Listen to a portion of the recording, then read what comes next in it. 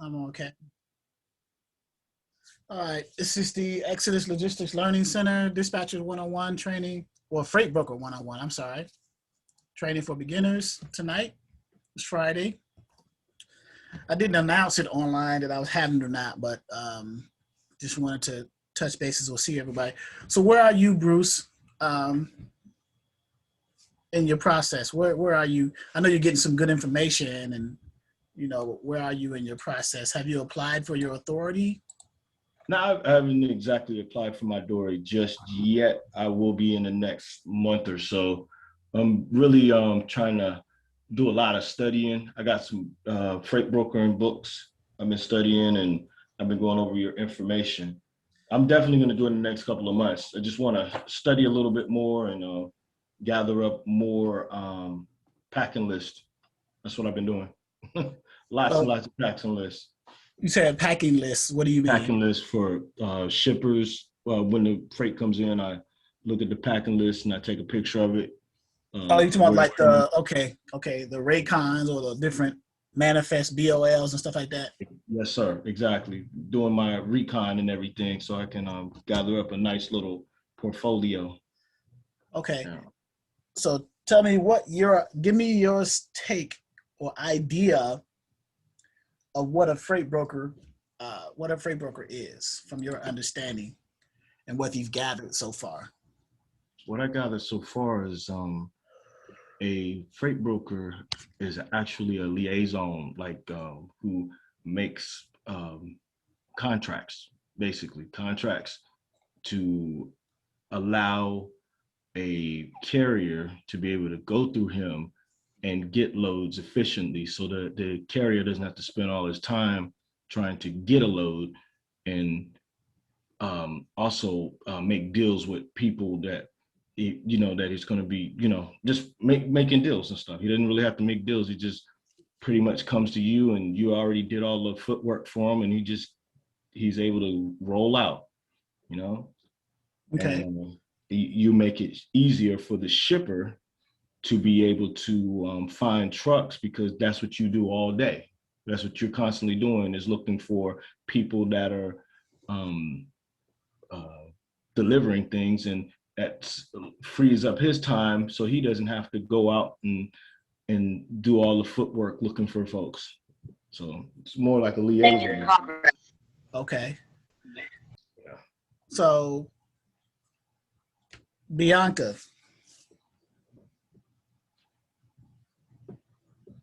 Yes, sir. How are you? I'm good. How are you? I'm sorry I missed class last week. That's okay. No problem. You can catch the recording. No, you don't have to apologize. We have them recorded. So right. I didn't apologize. So I'm sorry. No, it's fine. Did you hear the question that I just asked, Bruce? No, sir. I just joined in. I'm sorry. Okay, so the question was, it's just a general question. I just want to see where you guys are in your process of brokering, and in your estimation, what is a freight broker to you? Like in my own words? In your own words, yeah. Just give me your layman's terms. What do you think a freight broker is? Because this is something that you guys are aspiring to be, right? This is what you want to be. From my understanding, we're pretty much the middleman in between the shipper and the carrier. That's okay. Well, I mean, like to wrap it up, but I mean, as far as like what like the job means to me is, as far as like I want to help move, freight in the United States, period, but I mean, pretty much we're playing like, well, yeah, I see it right here. Freight broker is the middleman. I didn't see that before I said that, but that's how I look at it, is like, we're the middleman, in between the shippers and the carriers. So that's just really how I look at it. Yep. Okay. Let's see, who else is on here that I can pose that to? I know Mr. Nelson knows the answer to this, but Loretta is in here as well. Miss Loretta? Hi. Same question. Did you hear the question? Yeah, and I agree with what Bianca said. I didn't hear what Bruce said because I came in around the same time Bianca came in. So I agree with her. We're kind of like the middleman in between the shipper and the carrier. Okay, so We act on both of their behalf, like to make sure that the shipper's loads are moved by the carriers, and we okay, so post. Yeah, okay, so so with and we're that, posting. oh, can you say it again? Go ahead. Yeah, and we're posting loads from on the load boards for the carriers. Okay, so you got so I'm looking for a word in it too. Like the word I'm looking for too is a logistics provider. So Oh, logistics provider, okay, yes. so you provide logistics by getting procuring freight from customers or shippers and then transporting that freight or moving that freight of those customers and shippers via carriers, owner operators, or trucking companies. Okay, Okay. so uh, so how you do those things will determine the level of brokering that will be doing, going forward. So the first thing, obviously, you have to build a relationship with the initial, because you got two customers, right? You have the shipper customer, and then the carriers, owner operators, trucking companies also are customers because if you are a middle person, then you're burning the candle at both ends, so to speak, right? You're dealing with shippers and then you're dealing with carriers. So with the shippers, you are winning the opportunity to move their freight for them at whatever target rate or whatever rate that you want to bid on for that shipper. So however you communicated with that shipper, um, then you should be able to do that.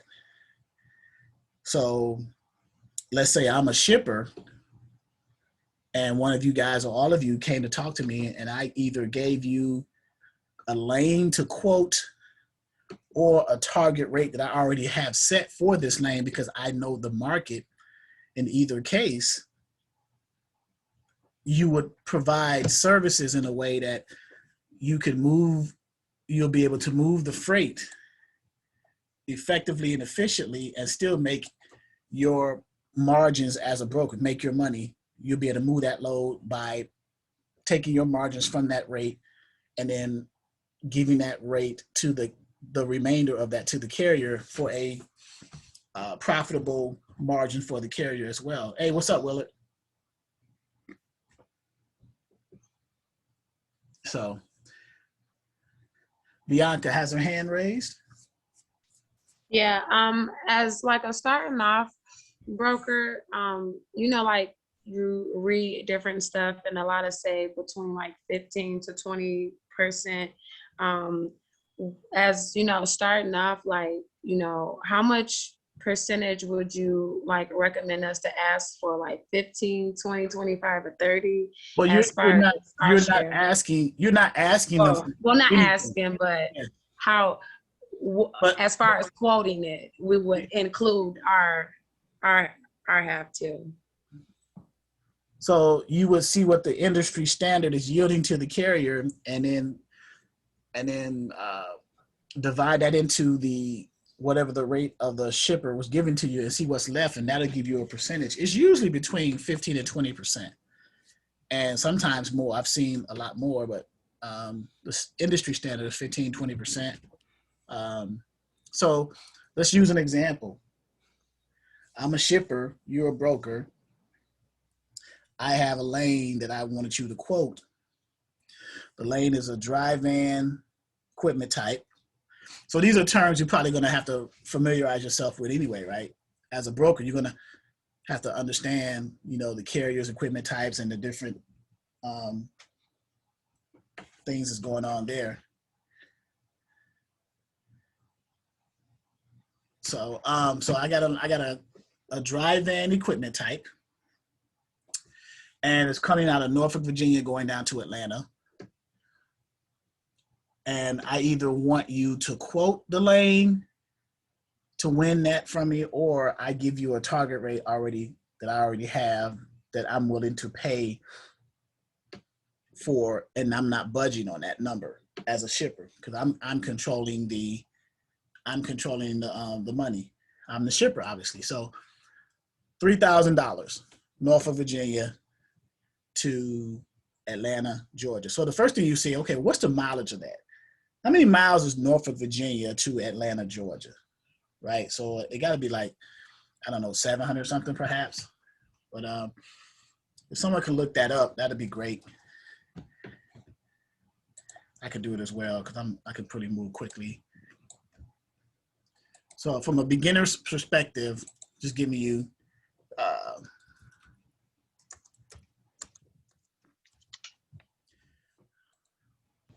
It's about 595 miles.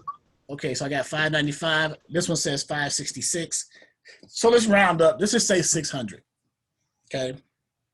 And now the next thing you would do is you would say, okay, the shipper said $3,000, right? So 3,000 divided by the miles, 600 miles, we round it up. That's $5 a mile. Now we know that lane is not paying $5 a mile to the carrier. It could be, but if you check the spot market rate to the carrier, right? You go into any load board, you'll put that rate in. You'll say, let's go to 123 load board, for example, and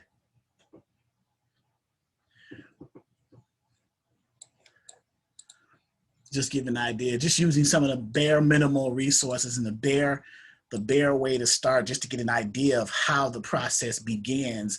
I appreciate the process. Thank you. Yeah.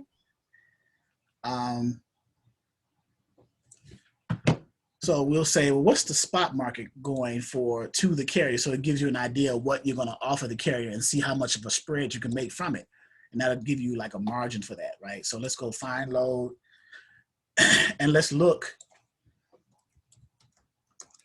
Norfolk, Virginia to Atlanta, just to see what loads are paying, and it's for a dry van. All right, and so these are some of the numbers. 590 going. So Norfolk, Virginia. Here's one coming out of Suffolk. Here's one going out to there. So about 1,600 across. 590, we have 566, about we say 600, so that's about, that one's 263 a mile. We have $5 a mile. This one is 219 a mile. So we figure on average it's going to be around 2 and some change, right? Let's say it's 255 a mile. So we're getting the average 263 a mile. So we're going to probably take an average. We'll say between 225 and 275. Okay. Is what it's paying. The broker gave you 3,000 on that tender. He said, that's my target rate. That's what I'm paying. So are you able to work with that? So you'll say, well, let me get some details about you in an email about the load, and I'll respond to the email in a few hours with my answer, whether I can work with that or not. So that gives you time to do your research, right? Go in and check the spot market. What's it paying to the carrier? Do I have enough wiggle room after that to make the money? So you're seeing, even if we say it's paying, even if we say $2,000, the shipper's target rate in our example here was $3,000. They're going to pay you, and you're going to invoice the shipper $3,000. That's just a nice number we gave. They're going to invoice you $3,000. So if you were to give the carrier $2,000 of that, which will put you above what it's yielding to the carrier on the load board in this example, right? $2,000 is higher than any of these. These are blank, so it could be anything. So, but the highest posted rate is $1,550. So let's say we say, I don't know, 2,000. Let's just say 2,000. So 2,000 at 600 miles, we rounded up to 600 miles. We know Norfolk, Virginia to Atlanta is like 566, 590, whatever it is. We rounded up. So we're going to say 2,000, which is what we're willing to give the carrier of the 3,000 that that the shipper is going to pay us. So that's $3.33. So we figure if we give a carrier $2,000 on a 600 mile load, that should be motivation enough for them to consider taking that load. We shouldn't have a problem moving that load. Do you agree? Yes, sir. Okay. So $2,000 to the carrier. So when we get that tender for $3,000 from the shipper, we're going to create a rate confirmation, and we're going to put on the rate confirmation how much to the carrier.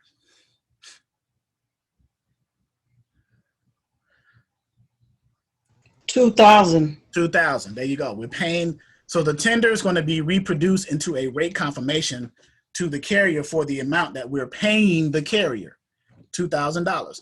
So now when the carrier delivers that load, they are going to send us or their factoring company a copy of the signed VOL, their invoice for that $2,000. And we're going to take all our paperwork that we need to invoice either through our factoring company or directly to the shipper, the paperwork that we need in order to get paid the $3,000. So when the shipper pays either our factoring company or us directly $3,000 for that job, we're going to pay the carrier $2,000 and we're keeping the change, right?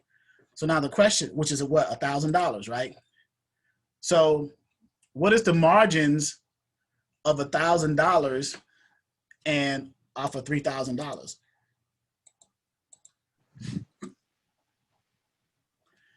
That's 1,000 over 3,000. That's 33%.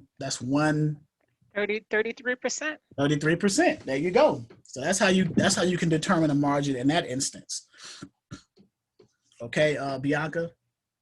And that's just an example of the process. Yes, sir. I'm writing this down. Yeah, the numbers could fluctuate, the numbers can change, but the process, you want to, and this is just the baseline starting comparable. There are other more advanced techniques to do this, but just as beginner brokers, you may not have access to certain tools to do that. You may want to do it just the conventional way starting out, right? Hey, Sherry Ann, glad you got in.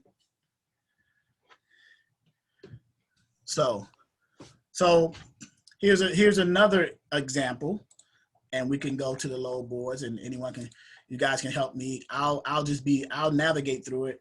I'm a shipper. You guys are brokers. I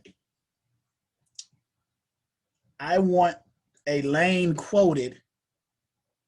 My lane is for a reefer. It's coming out of Florida, and it's going to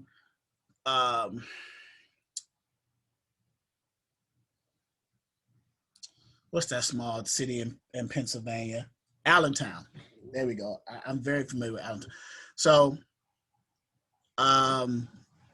Jacksonville, Florida, okay, to Allentown, PA, and it's a 1-in-1. It's a reefer. So I'm a shipper. I'm giving you this information after we spoken and we said, let's start the conversation. I'm giving you this information.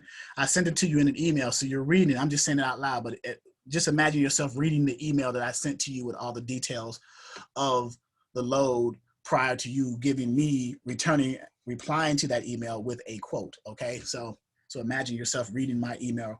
So it's a reefer load. The commodity is, I don't know, produce. Temperature is 5 degrees or 0 degrees continuous. It's a 1-in-1, so it's easy. No multiple stops, just a 1-in-1. Coming out of what did I say, Jacksonville or Tallahassee? I think I said Jacksonville. So I want to keep it at the top part of Florida. So the top, Jacksonville or Tallahassee is up at the top.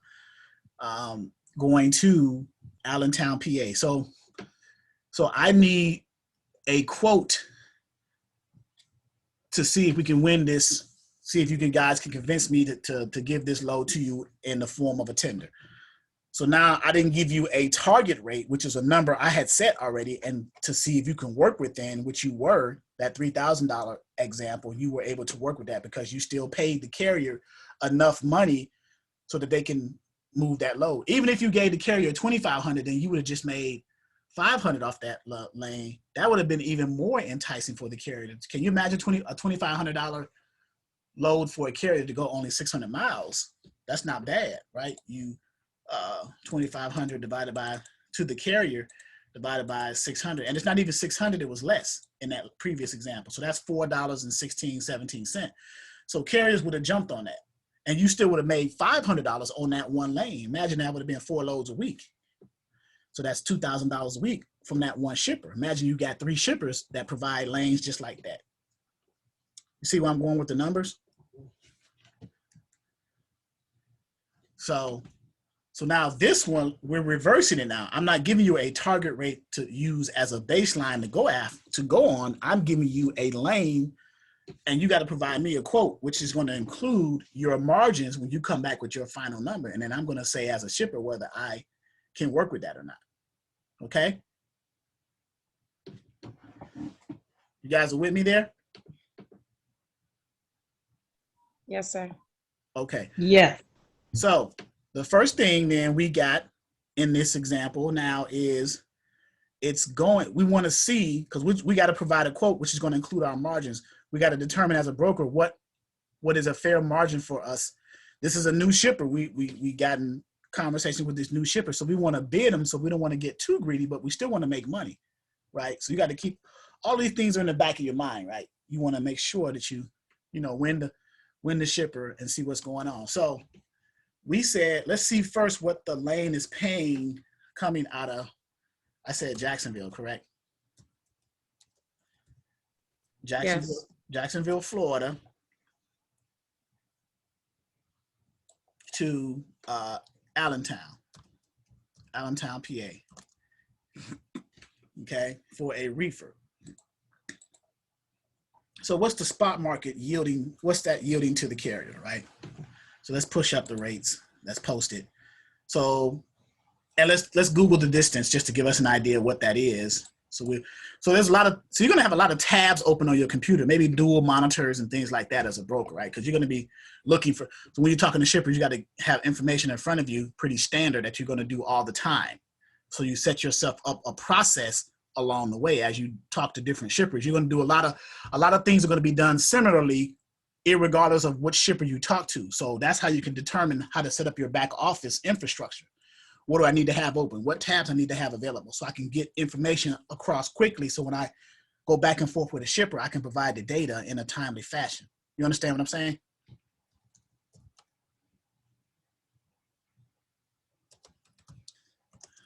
Jacksonville, Florida to Allentown. And in most emails, you want to ask the shipper for a zip to zip for the facility that is picking up, the zip code of the facility that is picking up from, and which is the shipper, and the zip code of the facility that is delivering to. That gives you a more accurate distance in that case, okay? In this case, and when I get numbers on a map, I usually round up. So Jacksonville to Allentown, 893, I'm gonna say 900. Is that a fair number, 900? What do you guys think? Yes, I think so. Okay, so 900. Yes. All right, so 900 miles. So now we go back to the load board and see what rates are yielding out here for the reefer. And we also look at another thing too. It's a carrier's market. We can look at the trend lines to see what the rates are paying for a reefer coming out of that particular zone going north, and we can use that as a baseline as well. So let's do that. Also, let's go to all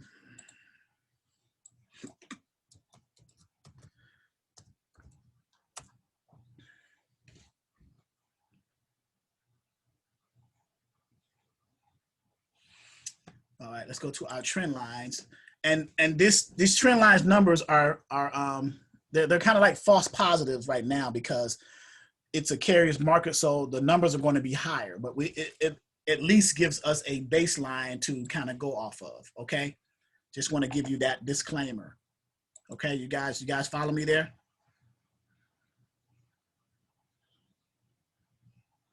So we're looking at reefer, national rates for the reefer. Okay, I'm gonna click national rates for the reefer. So we are Jacksonville, so $3.01. That's the national rate now. Now it's definitely higher, but that's a base. So it shouldn't be lower than that. But since it's a carrier's market right now, I'm almost guaranteed it's going to be higher than that, okay, for the reefer. But at least we got a starting point to determine what we're going to quote to this potential customer, this potential shipper. You guys following what I'm doing? Yes. sir. Okay. All right. So let's go back to the load board. So we got 900 miles. We got $3.01 as a baseline starting point with the in the back of our mind that we know it could be more because it's a carrier's market. So the rates can yield higher cents per mile. We know that, but at least we got a baseline starting point. So let's look at the load board, what they're saying. The highest one is 2,300 at 850. We had 900 or 8. It was actually 893, but this is, you figure Jacksonville to here. It's not a quote there, but that's 271. So if we use our bare minimum national rate for the reefer, let's use that as a baseline, seeing that we don't know the carrier market rate right now. It could be 325, 350, but let's just say that trend lines was in line with the national rates currently.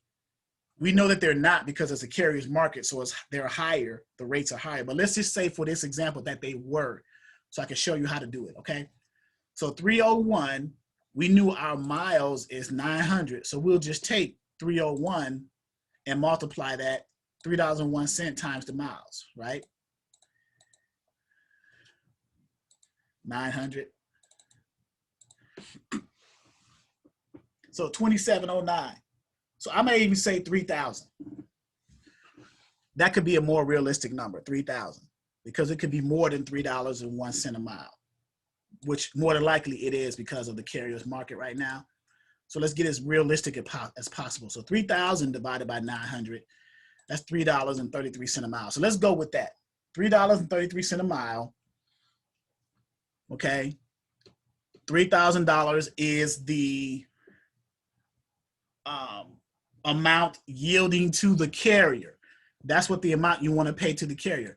Now the question becomes, well, what is your margin? What margin as a broker do you want to throw at this shipper in such a way when you put it with the rate that's being yielded to the carrier, you won't lose interest of the shipper because you didn't outbid the lane, right? So is it 15%? Is it 16, 17, 18, 19, 20%? Someone give me a percentage that they think will be feasible to use when they're quoting this lane to the shipper. 15. 15. So 15. So we had $3.33 times the 900 miles was $3,000, right? So 3,000 times 15% is $450. So that's $3,450. I would even be bold enough to round up to $3,500 as a quote to the shipper to try to win that. Hey, Mr. Shipper or Miss Shipper, can you work? We can do this. We can work with this for $3,500, maybe $3,300. Shipper said, I can't do it for 35. Can you do it for $3,450? Or can you do it for 33?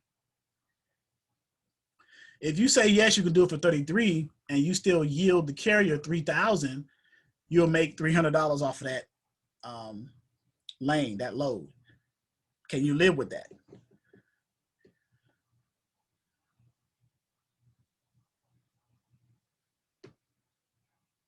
Anyone? Can you live with that?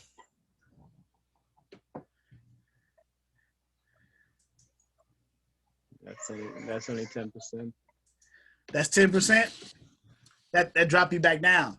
So can you live? So you would rather not do the load and at 10%, or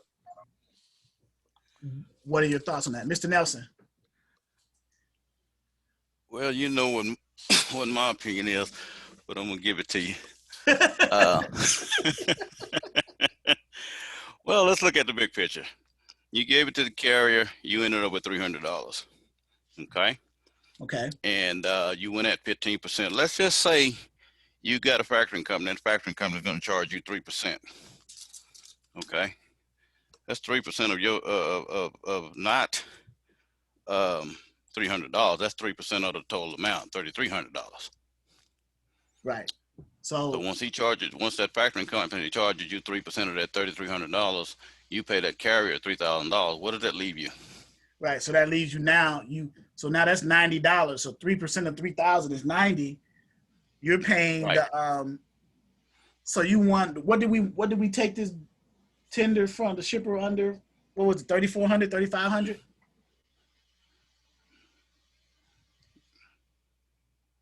Was it 3,300? Because Yeah, you posted it for 30, 3. yeah, 33. So we paid the carrier 3,000, so left us 300. So we're subtracting the 90 from our 300, right? Absolutely. Right. So now we got 210. Right. And if you got a carrier that says, well, no, don't worry about it. I don't want a quick pay on it. I'll just wait for my money. Then what? Right. You only make $90 off of that. Now, if he says that he'll go ahead and take a quick pay on it, and then you're going to gain, say, 3.5% back, which makes your factoring about 1%. But the fact is, I'm a firm believer of starting high and working backwards. Okay, so let's take your theory starting high, Mr. Nelson. Let's say 20%. So let's say that the market for that lane is $3.33. That is yielding to the carrier. Now it's the carrier's market. I looked at the trend lines, it's $3.01. But let's go a little bit above that. Let's say 333. Okay. So to see if we can get closer to what it's paying. Or let's just use 301 as an example.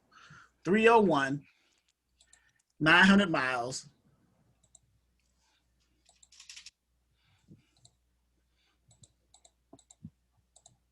Okay. But you have to take into consideration, Charles, that's what the market's yielding. And then you go and you look at your load boards and see what everybody's posting. And it may be that everybody's posting $4.25 a mile. Yeah, so and I'm on 123. I'm gonna open up direct freight because 123 is giving $2.71 and things like that, right? 2,300. So I put a higher number. If I go to direct freight and see what that same lane is yielding, let me do that now. I mean, I understand, you want to go stay as close to the national average as you can, but that's in a normal shipping market. Right now, we are not in a normal shipping market, nor will we be in one for a long time. Right, and I was trying to guesstimate how high above that 301, if it's even possible to do, because it could be in the fours, it could be, because, yeah, it could be in the high fours. Yeah. So let's see what.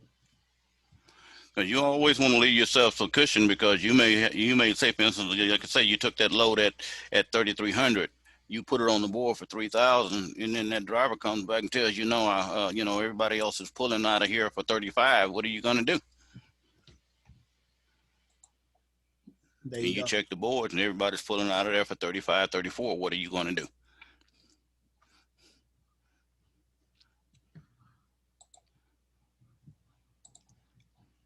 So now let's see. Let's put that same load in here. And that was Jacksonville to Allentown, correct?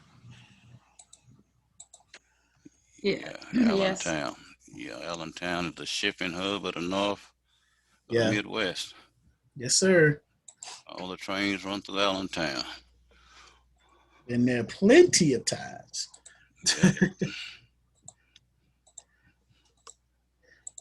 So, and let's see.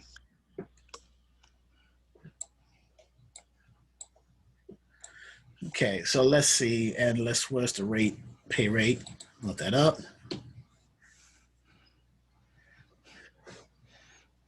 Nobody's posting. That's weird. Loads of must have just come in today. Yeah, these are old ones. Look at the age of them. Yeah, they are old. And it's how many? It's only 28. 28 loads. Yeah, most of those posted today for tomorrow. Yeah, So they didn't put any new ones. Any rates on them. Yeah, and Landstar got everything. Well, Landstar ain't gonna post. You know, Landstar ain't gonna post no rates. Nah, you gotta call them. So let's use Mr. Nelson. Let's say $4.25 a mile. That is yielding to the. That sounds like a fair number, even if it is a 1-and-1, a one pick, one drop. Let's say $4.25 a mile, and let's say 900 miles is the distance. It's like 893, so I just rounded up to 900. So $4.25 a mile. So now that's $38.25. That seems like a more realistic number, right? That the carrier is going to get paid. You take 765 from that. That's the 20%. Yeah, okay. Yeah, times 20%. 765.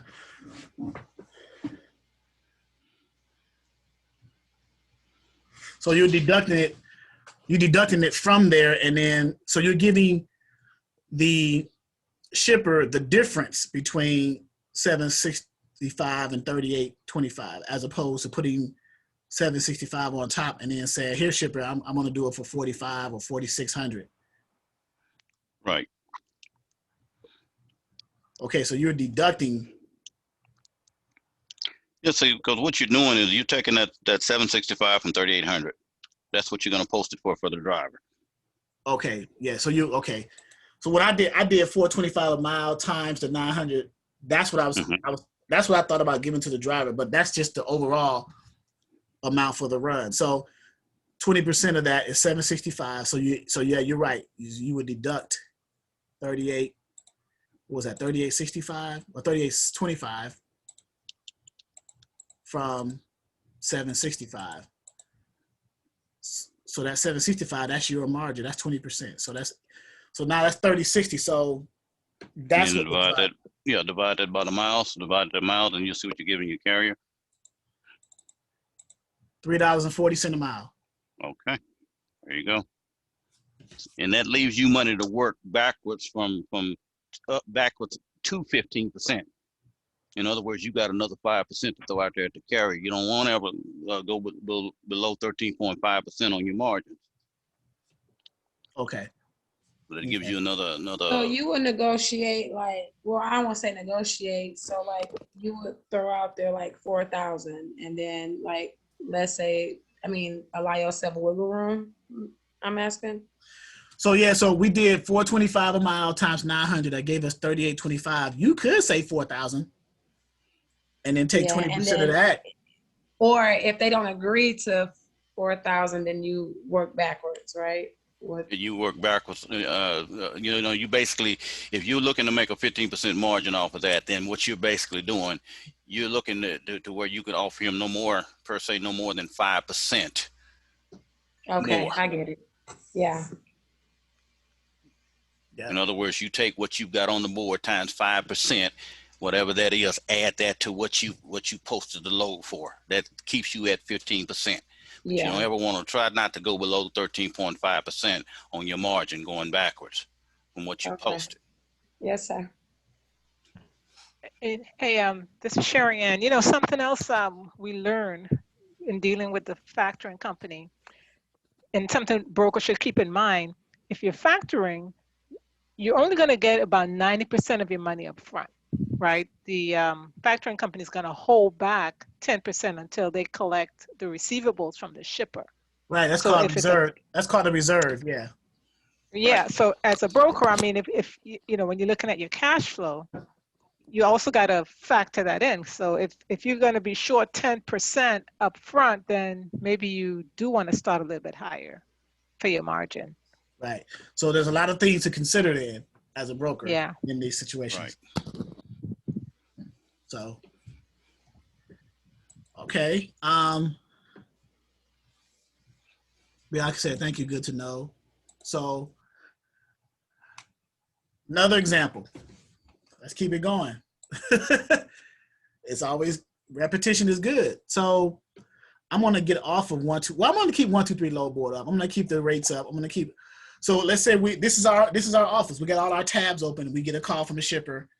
They want to.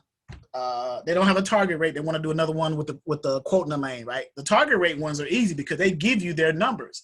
They already give you their target rate. You just got to see if you can work within it, pay the carrier a fair amount, and still have your margins. That one's easy, but the hard one to figure out is, well, not hard, but the more difficult one is when you have to quote the lane. You have to understand what the market is, what's it yielding to the carrier. Is it a carrier's market? Is it a broker or shipper's market in order to determine where you go from there? So let's say, okay, this was a reefer one. So let's go flatbed, right? So we did dry van in the first example with the Atlanta, Norfolk to Atlanta. Second example, we did reefer with Jacksonville to Allentown. Third example, let's do a flatbed. So let's cover all 3 major equipment types. So a good flatbed region coming out of, let's see. Let's do Iowa to Baltimore. Ouch. Okay. So the shipper says, okay, I need a lane quoted from Iowa City, Sioux Falls, somewhere over there, right? Yeah. To be more. So okay. And it's a 48 or 53 foot commodity is whatever it is, lumber, steel, whatever it is, right? Weight, no more than 40,000 pounds, which is great because it's not the max weight. So 1 and 1, obviously. Flatbeds are easy. They just pull up with the forklift, offload, and you keep it moving. Tarp, straps, chains, binders, dunnage, all the accessories that goes with it, right? And that's fine. Tarp, when tarp's involved, your carrier's going to say, okay, I'm going to charge an extra 150 to 250, maybe 300, because I got to jump up there and sling this heavy 50-pound, depending on how long it is, 4 foot, 8 foot, 6 foot drops. And got to swing this and then strap it in. So that's extra labor. So I'm going to charge for that, right? So you got to consider that. Your carrier's going to throw that at you. So we said flatbed. So let's go back to here. And we want to give the shipper the same example. We just want to put different numbers in for a different equipment type, right? So we said, what's a good Iowa City? Let's just say Iowa City. Or somewhere over there, right? And be more. And Cedar Rapids. Cedar Rapids, okay. We'll go back to Cedar Rapids, Iowa. Council Bluff. Cedar Rapids, Iowa for a flatbed. And I'm gonna click the more and just select only the flatbed type, because you got different types: double drops, land dogs, low boys, movable step deck. So just a regular flat, just a regular skateboard. Let me hide that. All right, just to see what it's yielding, right? And see what's posted right here, 2,900. And let's do our distance. Let's do our little thing here. So we're saying 932. Cedar Rapids, Iowa to Baltimore, Maryland, just to give us. Now you're going to ask for zip to zip, facility zip code to facility zip code, just to get an accurate number. But we got 934.5, so we'll say 935, 940, perhaps, just to be safe. Whatever you want to put there. Take I-80 East, a straight shot, right? So So what are we gonna go with? 935, 940. Give yourself an extra 5 miles. 940, I guess. Yeah, 940. Okay. We'll go with that calculation. Then let's go to the trend lines just to see what the trend lines is saying, and then we'll see if it's comparable anyway. But flatbeds coming out of there. So flatbeds, national rates for the flatbeds coming out of the Midwest, because Iowa's a state in the Midwest. $3.39 a mile. That's pretty good, right? Let's assume that matches up or aligns with the carrier's market today, right? Let's assume that this 339 is accurate with what it really is paying. It could be paying $4, it could be paying $4.50, but let's assume 339 is in alignment with what it's actually paying today, okay? So 339 a mile at, what is it, 940 a mile? 339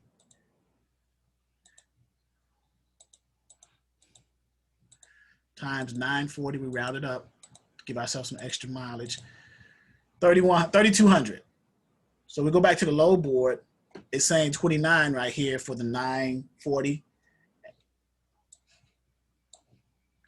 But these, you gotta factor, these are large deadheads. So let me shrink this deadhead radius just to get us, see if we got any loads close to that posted, and then see what we get.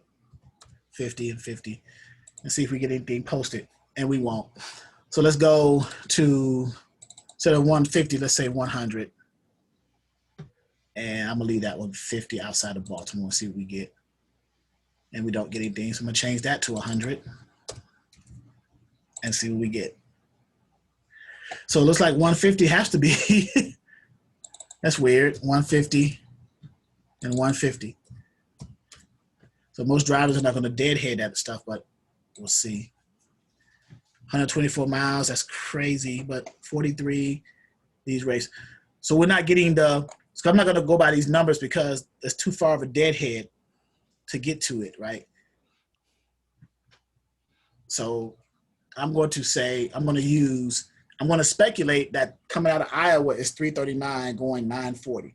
So the number we came up with when we calculated that, 339 times 940 was 3186.60.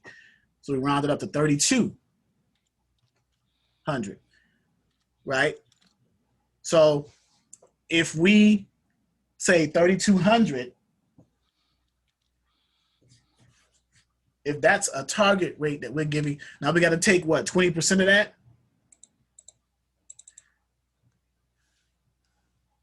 From it, 20% from the 3,200, which is 640. So 32 minus 640, that's not going to work. 2560. Because if you divide that by 940, you're not going to get a driver to move that at $2.72 a mile. If the trend lines are saying 339, right? But what if, let's speculate here, you take 339 times the 940 to get 32, and you put your 20% on top of that, which is what? 640, 3,200 plus 640, if I can put it in there correctly, 3,840. So you tell the shipper, you say, I want to do it at 3,840, 3,900, 4,000. And then you take. Okay, so I get it. Pretty much like you do your research, pretty much like, you always say before each load, and you make, like you say, our shipper is our customer and our carrier is our customer as well. So you pretty much make room for it, and so everybody's happy, and then you take your portion. Yep. You just described what a broker does. Yeah. But you have to, there's a lot of intermovable parts, and there's a lot of factors you have to consider like the market, who controls the market at that time. Like it's a carrier's market now. So this 339 is it's deceiving because this is just a national rate on average. But let's say that let's add $1 to that. Let's add $1 to that. Let's say it's $4.39 a mile as a rate, right? Or let's add 50 cents to that. Let's say it's $3.89 a mile as opposed to $3.39. You see, to kind of get it closer to what the realistic carrier cents per mile rate is right now today in a carrier's market. We don't know what that is, but let's say that is that. So let me put this lane in direct freight and see what we come up with as a comparison. Cedar Rapids, Iowa, and Baltimore.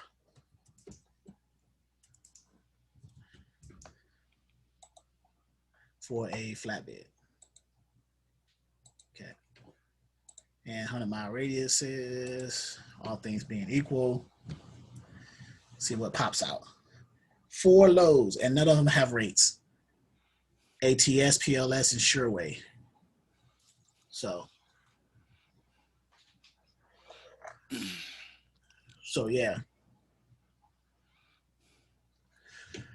So you would have to have a resource that will give you a close enough realistic number of the current market conditions as it relates to yielding to the carrier, what is being paid to the carrier. Once you know that, and let's say, for example, it was $4.39. Let's say, for example, that it was $1 more than what this is posted, and it could possibly be. So if we use that as a base number, $4.39. Charles, on your direct freight, go to your load map and just click on all the loads coming out of Iowa, and you'll see the rate for average rate of flatbeds coming out of Iowa, period. Most of them are up around $4 a mile.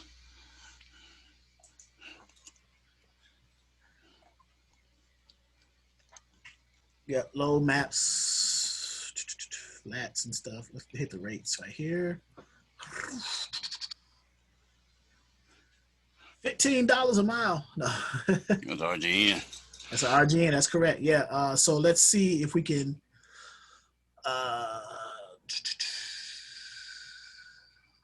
Trailer type, flatbeds. I'm sorry, what does RGN mean? Removable gooseneck. Gooseneck. Oh, okay. Those are the heavy boys, heavy haul type, the big boys. Okay. Okay, we got other F&T, power only, step decks, RGNs, reefers, flatbed step decks. So this is coming out of, yeah, just an average rate, but it's going to different areas, but not our particular lane, but just get an idea of what flat rates are paying and where they're going. It's like, that's another thing with load maps. So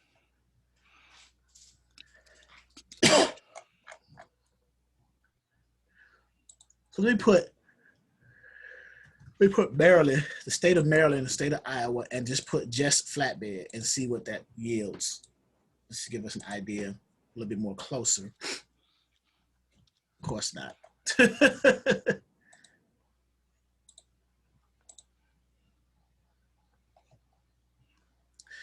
Figured it wouldn't post it. You try to trick it, and it's not gonna let you trick it. So which is fine.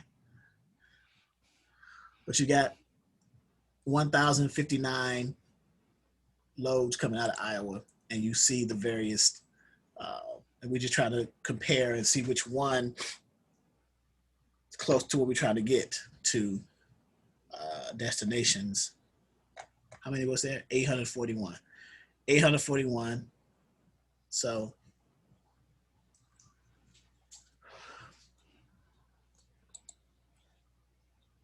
let's go under the assumption, let's add that $1 to this national rate, that 439 times the, what was the mileage?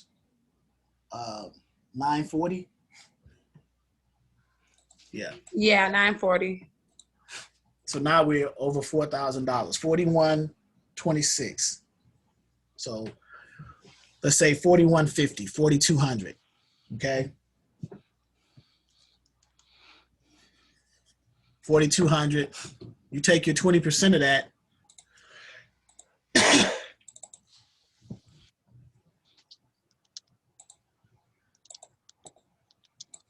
$840. If you take your 20% from that, so here's where you are at a crossroads. If you deduct your 840 or whatever that number is from your percentage, 20% from the rate, will it give you a cents per mile that's competitive for the carrier? If not, then I would put it on top of it and then try to negotiate that with the shipper to yield a good rate to the carrier.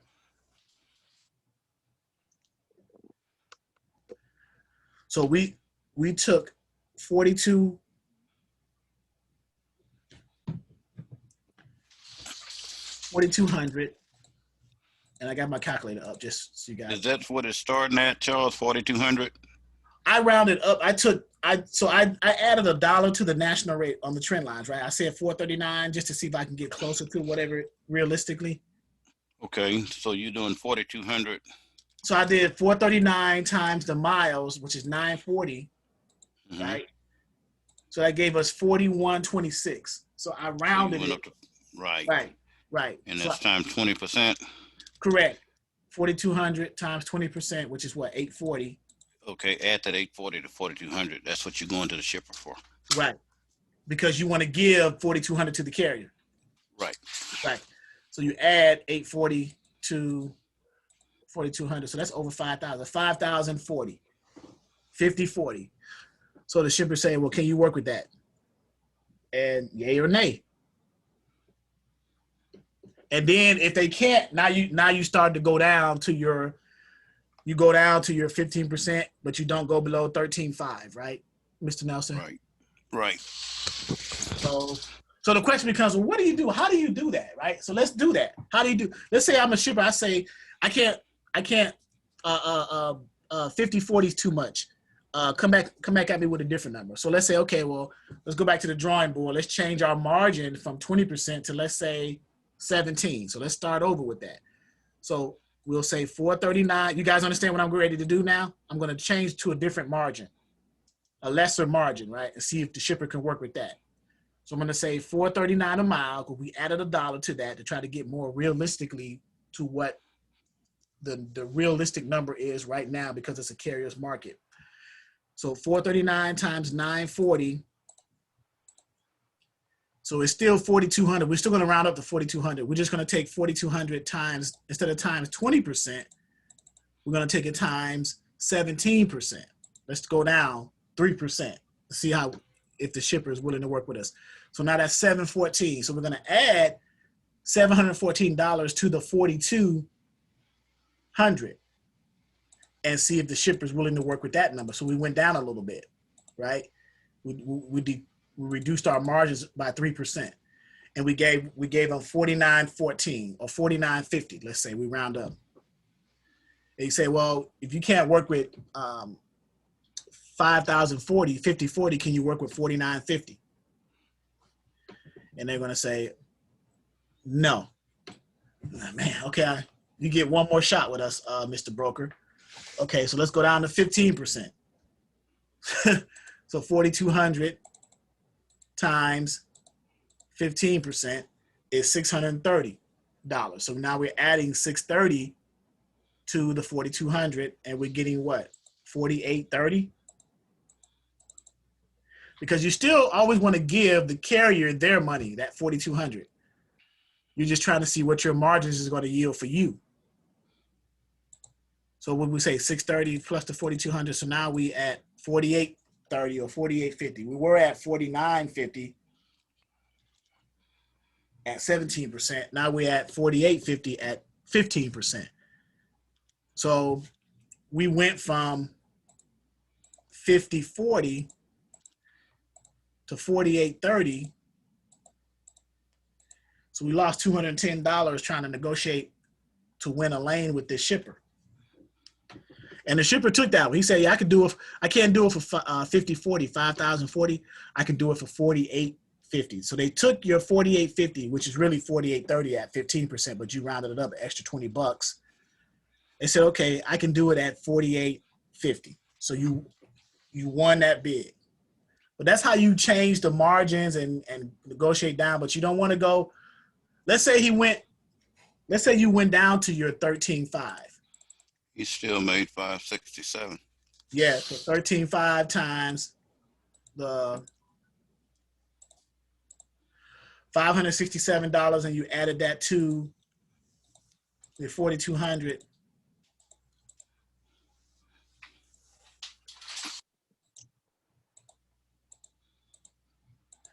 $47.67, or let's say 4,800. Right? We round. You always want to round up, get that extra couple bucks. Shipper say, okay, I can't do 540. I can do 4,800. Say, whew, thank God. So, so there's a good threshold not to go below. Mr. Nelson gave us 13.5 as a margin, right? So, and you're still giving the carrier their 4,200, their because you always want to, you'll take that cut because you're still going to know that carrier is going to move that load at 4,200. You won that tender at, in this case, what, 48, 47.67, 4,800. So you're going to invoice the shipper for 48, pay the carrier your 42, and you keep the change, 600. And Charles, there is times when you can possibly go below that 13.5% if you got multiple loads coming out of that shipper. Volume, yep. Volume, you may be able to do something below that, but still, I would never go anything below 12%. You know, if I could keep from it. But if you got volume, say 6-7 loads coming out of there, a week, maybe at one time. Okay. You know, just depends on how things are flowing with that shipper. Yet again, at the same time, if that be the case, then, you know, I would offer that to the carrier more than per se putting it in my pocket, because I'm gaining 5 times over, you know, versus a few percentage points going to the carrier, maybe an extra $100, extra $200. Right, you're still winning. You know, I'm still winning. Yeah, you're still and winning. Then again, at the same time, I possibly have won that carryover for another load. Yeah.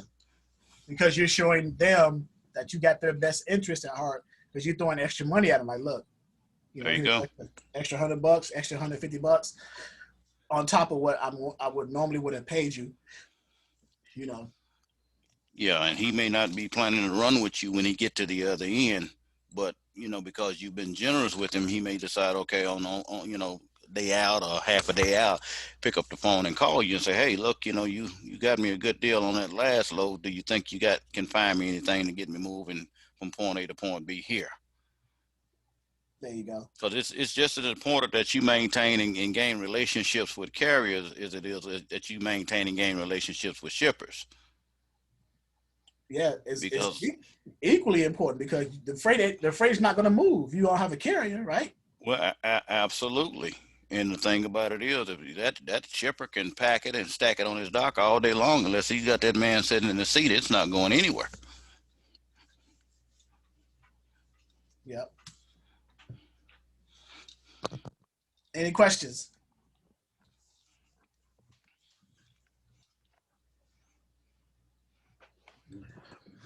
No, but great information. Thank you. It's very straightforward. Yeah, the work. So the point I wanted to make with this whole exercise here, and I probably won't keep you guys long, is the mechanical part of doing it, right? The concept. You could plug all the numbers in, put all the equipment types in the different scenarios, right? But as long as you understand the concept of how to do it, right? Either from a shipper's initially giving you their target rate and seeing if you can work within that target rate or not. Can we work for a $5,000 target rate? I'm not budging. I'm a shipper. I'm not budging at $5,000. You either can work with it or not. So now you got to decide, okay, what's yielding to the carriers and the carriers market $5,000 for a dry van. It's going in this lane. The lane is paying. It's a carrier's market. The lane is paying, I don't know, 4,300, right? And the target rate is 5,000. So I'm gonna profit 700. So of course I can do that. I can deal with that. The carrier's going to get paid. The shipper's going to be satisfied. So as long as both of your parties are okay, then that's cool. The other side of that coin with the shipper situation is when you have a scenario where you're quoting a lane, and we've done 3 examples here where you have to figure out your numbers and understand your margins, and there's a certain threshold you don't want to go below, right, in order to still be profitable as a brokerage, but yet still satisfy the customer and satisfy the customer. And what I mean by that, satisfy the customer, the shipper, and satisfy the customer, the carrier, right? So, and you just got to figure out how to work the numbers, right? Understand the cents per mile, understand the lane, what's the distance of the lane, the cents per mile, multiply that, give yourself a baseline, put your margins on there, round up, always round up because you want to have some wiggle room, and then go from there. Okay?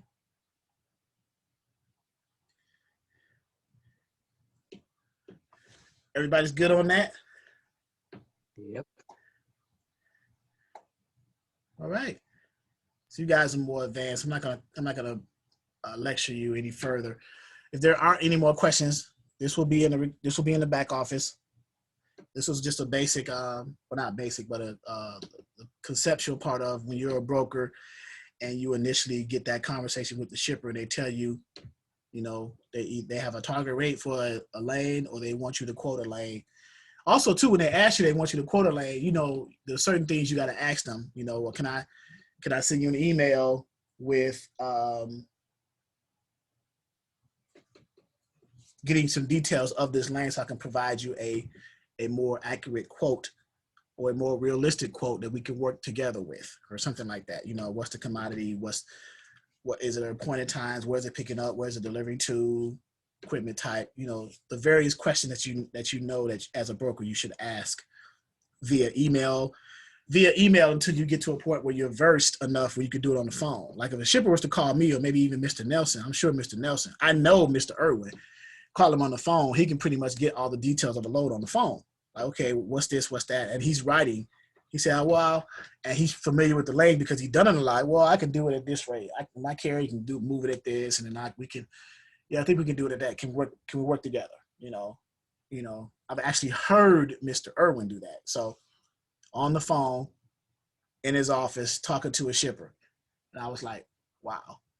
So, but repetition, you got to get to that, right? You get to that point. So until you get to that point, just do it the conventional way. Do your research. You may take another 20, 30 minutes, but that's still enough time to efficiently get back to a shipper with accurate information and provide an accurate quote so you can see if that shipper is willing to work with you and your numbers. So don't get discouraged because you're not there yet. You will come there, just like riding a bike. You got to fall a few times before you start popping wheelies, right? And jumping ramps and stuff. So it'll come. All right. Any questions, comments?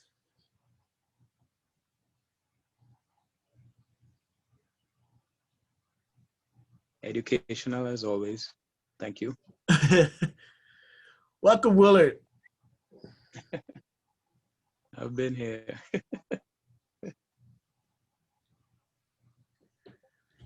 Anyone else?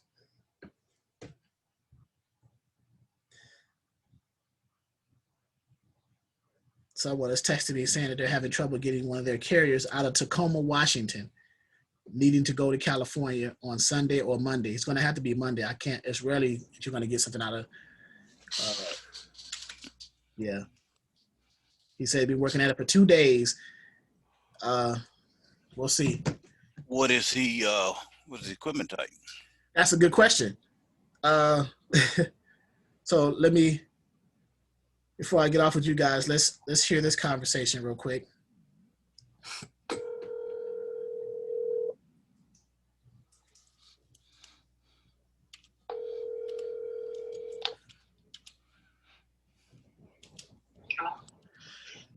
Hello, this is Charles. Hey Charles, how are you? I'm okay. Who is this? Who is this? I'm trying to figure out who's Christy. Christy, one of the students. Yes. Okay. Buchanan. Yes. Okay. What equipment type is your carrier that's stuck over in Washington? Driving. And he's trying to get specifically to California. Is it a certain area of California, Southern California, Northern? No, he just said California. And you can't find him anything? No, I'm running into a lot of, I've had 2 different loads that I called on that they say were on hold, so they were not good loads. I called on one load and his trailer is 2009 and they needed 10 years or newer. I called on a couple that I haven't been able to get in touch with, like Chop Tape Transport about a load I was calling about. I haven't been able to get in touch with Online Freight. I've emailed them, and the lady emailed me back and forwarded the email to the right person, and that person never got me back. I called, I left messages, and I've literally gone through everything that's posted on Direct Freight. Yeah, and I called one with Cargo Barn, and they said his MC needed to be at least 6 months old, and it's only 4 months. Oh, he's a new carrier. Oh, he's a new carrier. Oh, Lord. Well, okay. So are there any brokers that he's set up with now that you know of? Not to my knowledge. Okay. He's a drive-in. I'm looking at Tacoma, Washington, and Riverside, but that's a cheap load. The weight is all right, 9,280 pounds, paying 1,800. That's for a drive-in. It's going 1,161 miles. You look at direct freight. Have you looked at 123 or any other load boards? Charles, can I make a suggestion? My laptop right now as we speak. Okay, I got a broker here. He's gonna make a suggestion. Go ahead, James. You know, sometimes the straight path is not always the fastest way to get out of a place. Right. Try hard. In other words, he may have to go somewhere else outside of California versus to get back to California. If he can't get freight directly back into California, he may have to go over to Montana. He may have to go somewhere else. I was thinking Tri-Hall, but that's another option too. So Tacoma, just get out of Tacoma anywhere with a drive-in, getting out of there. Right. He's trying to get out of there now, Sunday or Monday. He's trying to be in California by Sunday or Monday. Yes, he wants to come out of, he wants his load to pick up either Sunday or Monday. It's probably going to be Monday because it's rare that you're going to get a weekend right at this point. Friday at 7:00. Well, it's 3:00 over there, but because it's a 4 o'clock over there because it's a time difference. But right. He may have to put some fuel in the tank and burn it. Come on out of Washington State. Yeah, come out of the state deadhead. That's a possibility. And then he's trying on weekend. He'll be there till Monday. Yeah. When he got himself, he initially called me, and he wanted a load from some part of Washington to Tacoma. And he called me back, and he said that he had that covered already. So he wanted to come out of Tacoma. He went to Tacoma for the weekend. Okay. He wanted to come out of Tacoma at the beginning of the week and go into California. There's a load picking up in. It would like say we stop at a red light. It would like the car would stop by itself. Let me see. Not by itself, but like once we. There is a load picking up in Tacoma, but that's going to Idaho, a little bit over 7,000 pounds, $3,250. That's $4.01 a mile. That's Coyote. That picks up on the 7th, which is a Monday.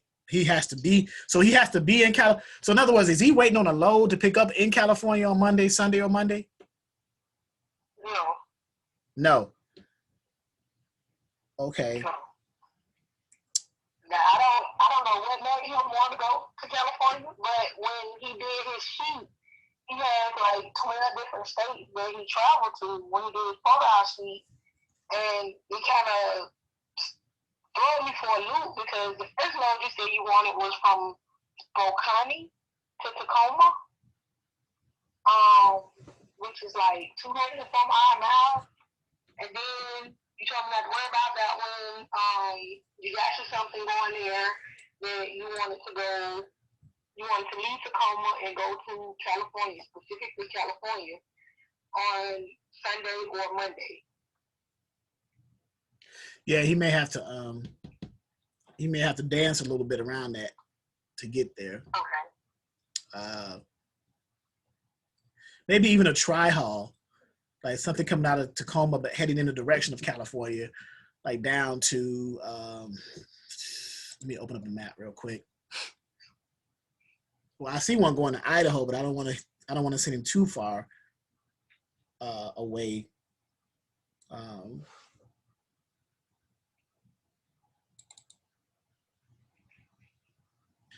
Yeah, he's gonna have to work with you a little bit. And this is Idaho is one of the states he said he runs.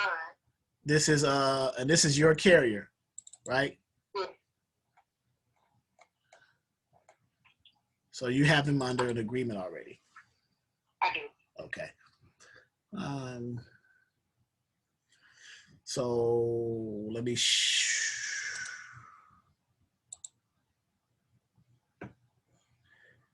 You see the map here.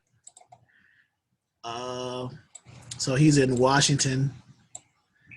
Oh, well, here's Idaho right next door. So he can get out of Tacoma, which is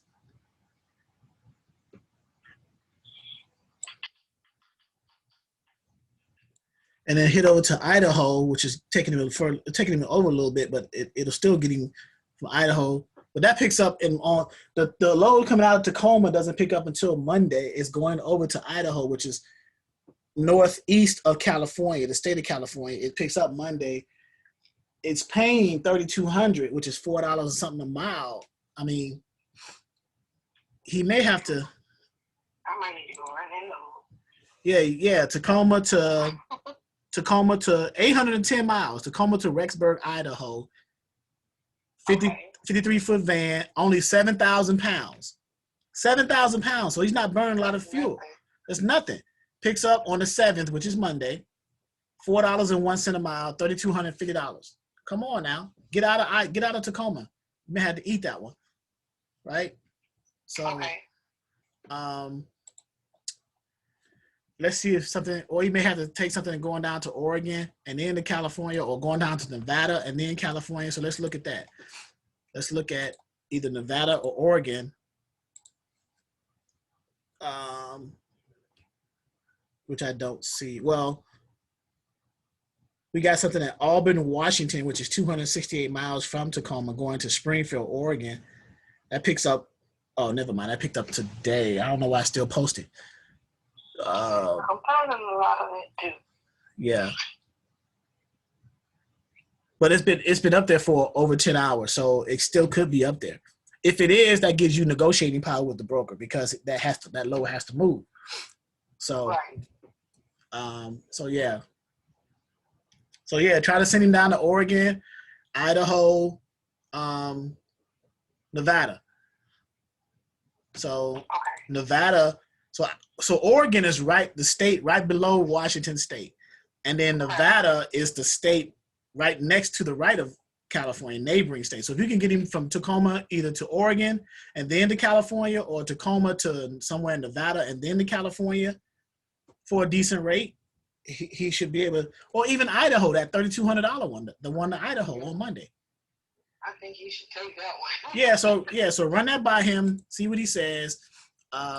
If he doesn't want that, then I would have him committed to an insane asylum.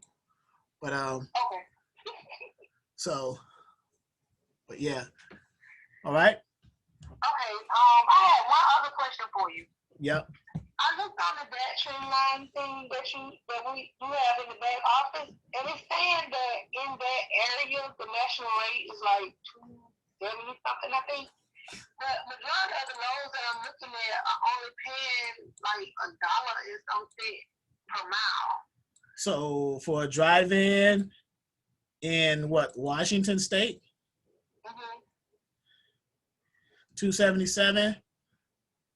Right. Right. So it's a Most of the loans I'm seeing are not paying that. so you gotta so the trend lines is usually it's a national average.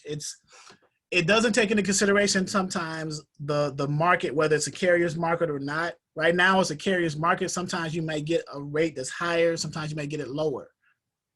Okay. So you have to take that into consideration. So that trend lines, it's a good baseline to go off of, but you also have to consider whether it's a carrier's market or not. And if it is a carrier's market, which means the carriers are controlling the rates per mile, then that number that you see, 277, could be different, could be higher. Okay. Okay? Gotcha. All right. All right. Thank you. You're welcome. All right. All right. Any questions, guys? That was, I guess, a bonus.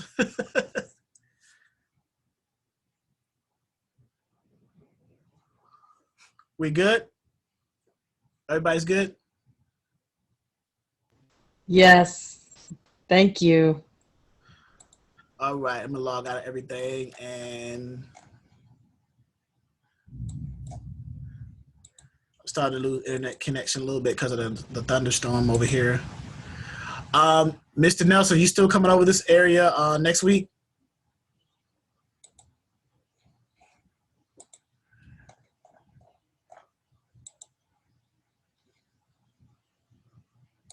I think he's coming over on the 14th, I believe. So if there aren't any more questions from anyone, we'll go ahead and shut it down for tonight. Glad I was able to go over some of this pricing and bidding concepts. All right, guys, have a great weekend. Great weekend. See you Tuesday. Okay, great. Thank you. Have a great weekend. All right, Have guys. a great weekend, everyone.